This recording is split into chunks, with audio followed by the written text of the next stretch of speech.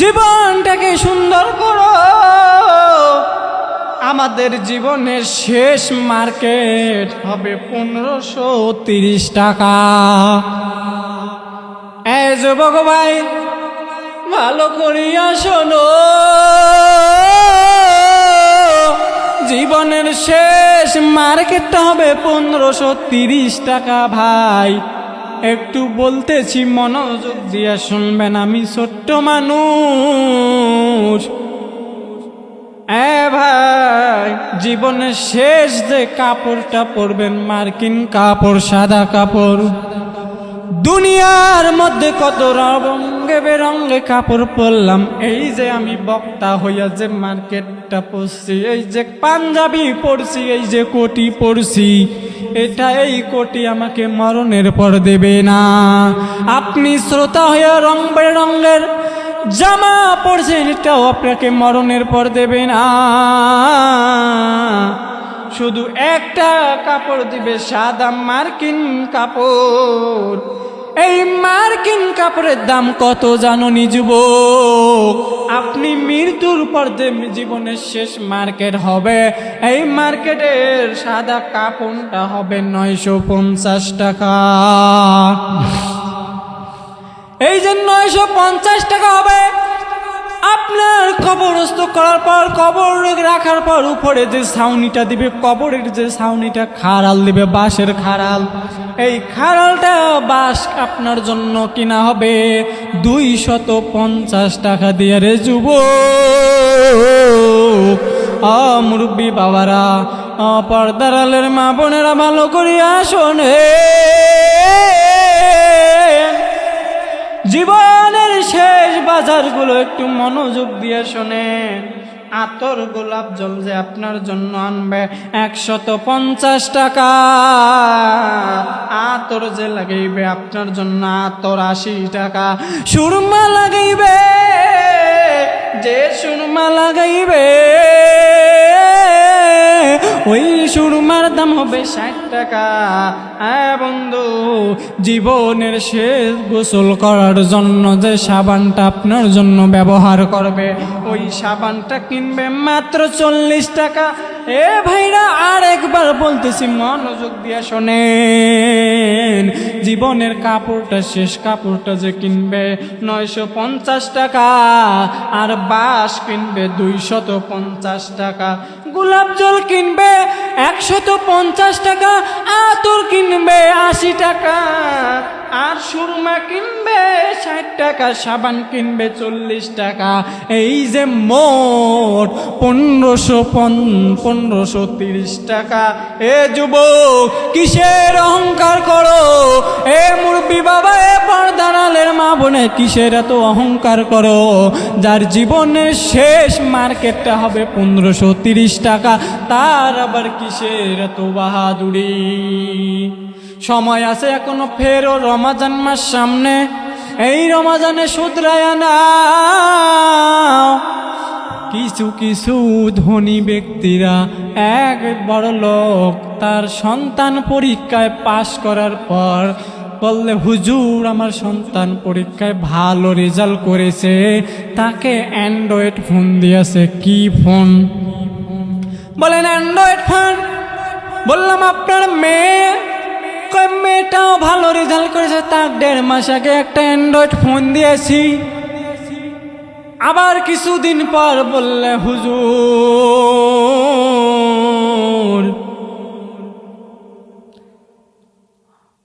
দেখলাম, বলল হুজুর বলে মনটা কেমন জানি খারাপ। বললাম ভাই মন কেন খারাপ? বলে মেয়ে নাই, তার মনে হিজরত করে গেছেন কোথায়। অ্যান্ড্রয়েড ফোন দেওয়ার পর মেয়ে আর মেয়ে নাই, ছেলে আর ছেলে নাই, মেয়ে ছেলে দুইজনে নাই। আর আল্লাহর বান্দা যুবক, তার আল্লাহর এক বান্দি, তার সন্তানকে ডাক দেবে, সন্তান রমজানে রোজা রাখবা। সন্তানের বাবা ডাক দিয়ে বলে, 30 বছরের সন্তানকে ডাক দে, সন্তান রমজানে রোজা রাখবা। মা ডাক দিয়ে বললেন, বাবা ডাক দিয়ে বলেন, না সন্তানের রোজা রাখলে চেহারা খারাপ হয়ে যাবে।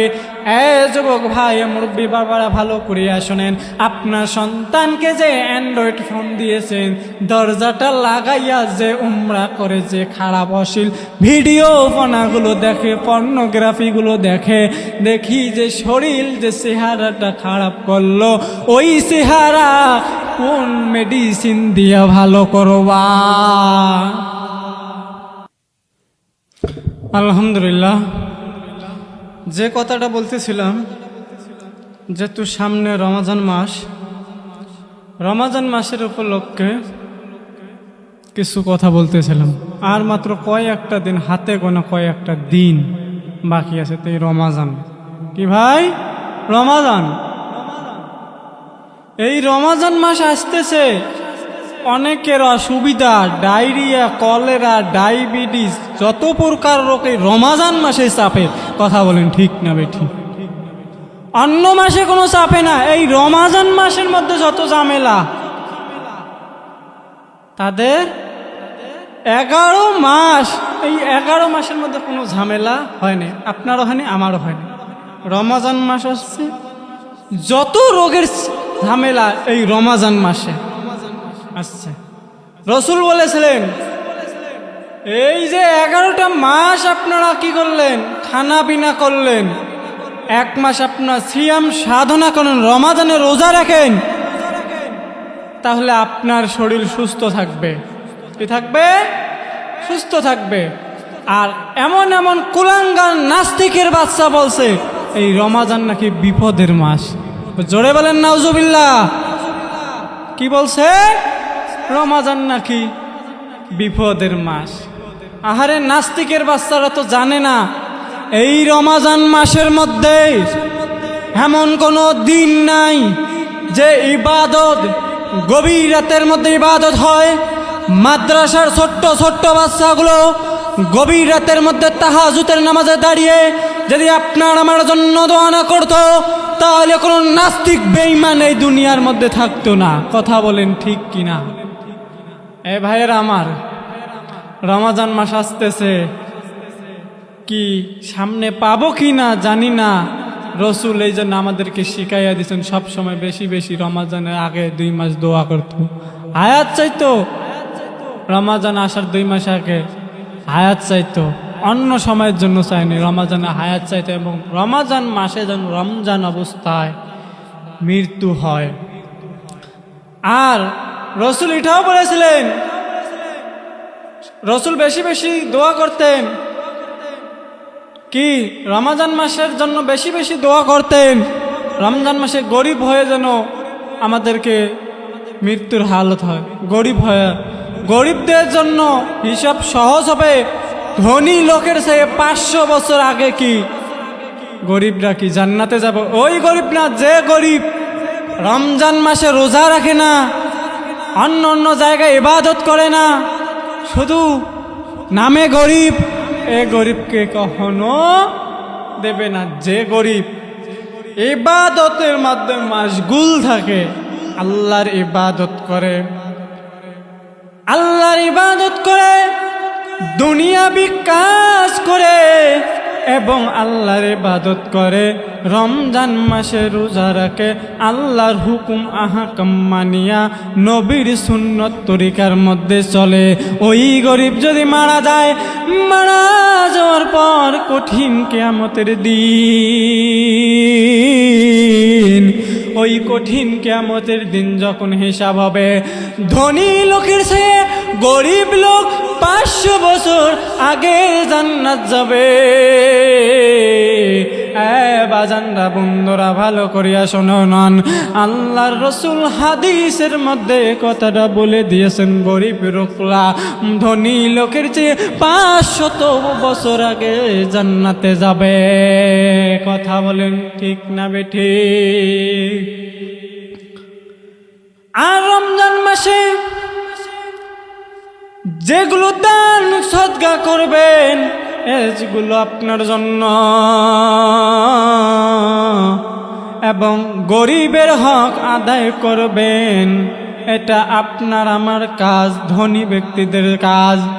রমজান মাসে বেশি বেশি দান সদকা করবেন, বেশি বেশি নফল ইবাদত করবেন।